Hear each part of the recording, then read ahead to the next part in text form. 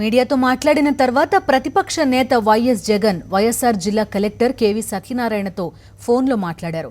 రైతులకు మంచి విత్తనాలు ఇవ్వాలని ఫోన్లో కలెక్టర్కు విజ్ఞప్తి చేశారు.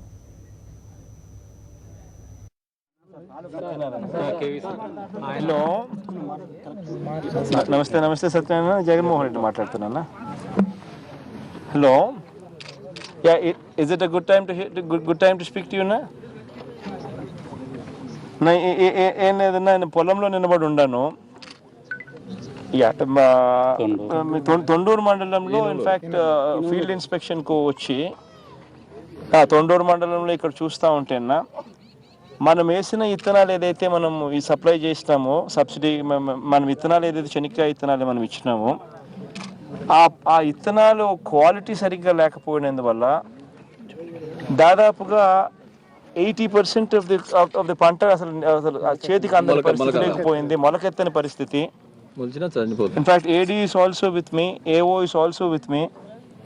వాళ్ళ దగ్గర నుంచి కూడా దయచేసి రిపోర్ట్ తెప్పించుకొని తొండూరు అండ్ బోత్ ఏడీతో మాట్లాడుతూ ఉంటే పులివెందుల మండలంలో కూడా పరిస్థితి ఇదే మాదిరిగానే ఉందని చెప్పి డైరెక్ట్గా ఏడీ గారే చెప్తా ఉన్నారు.